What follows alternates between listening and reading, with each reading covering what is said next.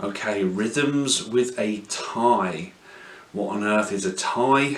Well, a tie, I guess the clue is in the name, it ties two notes together, or for us two strums, and what it means in practical terms is that you play the first one and you don't play the next one, okay?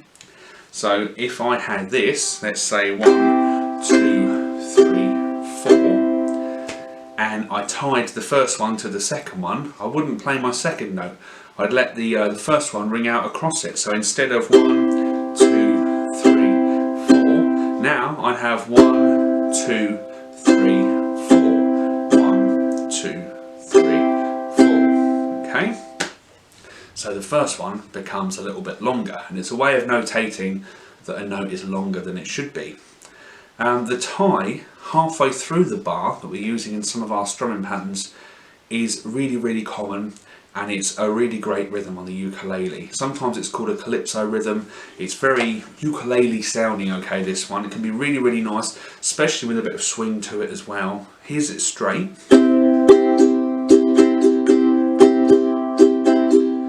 then maybe with a bit of swing.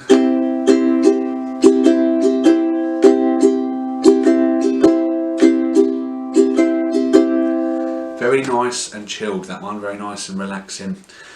So for us to play that, the way I would try and get you to play this is by sticking to our rule of thumb of down on the beat and up off the beat, and trying to get this hand to stay locked into that even when you're missing the strings, okay, even when you're not strumming. So here's our rhythm, our first one with the tie that we do. We've got 1, 2 and 3 and 4. 1, 2 and 3 and 4. Now what you'll see me doing there on beat 3 is doing a downstroke but missing the strings, okay? You can call it a ghost stroke or a miss stroke if you like. 1, 2 and miss and 4. 1, 2 and miss and 4. I always like to do that because that keeps me locked in to this down on the beat business, keeps me tied into that pulse and the rhythm. It also means that if I do that downstroke, my finger or plectrum, whatever you're using, is now on the right side for the next stroke. Okay, essentially you want to be doing down, down, up, up, down. So down, down, up is the next one you'll actually play. So by doing the down, that's over here and waiting for that next up.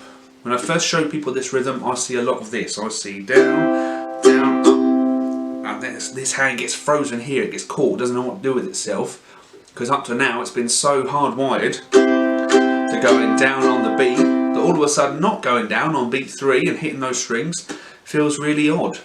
So gaining control over this right hand and having it do what you want it to do and not what it thinks it should be doing is a really important step. So here it is again. 1, 2 and 3 and 4. 1, 2 and 3 and 4. 1, 2 and 3 and 4.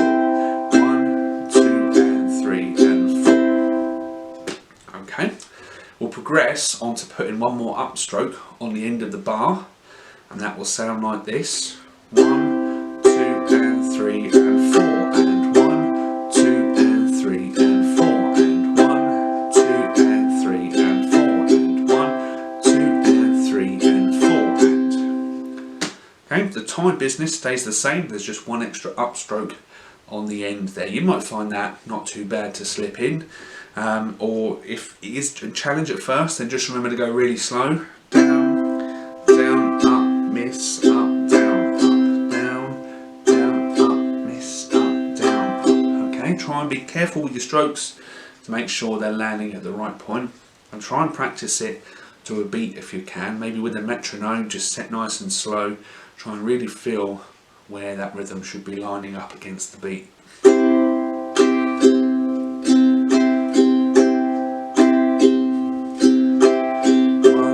2 and 3 and 4 and 1, 2 and 3 and 4 and.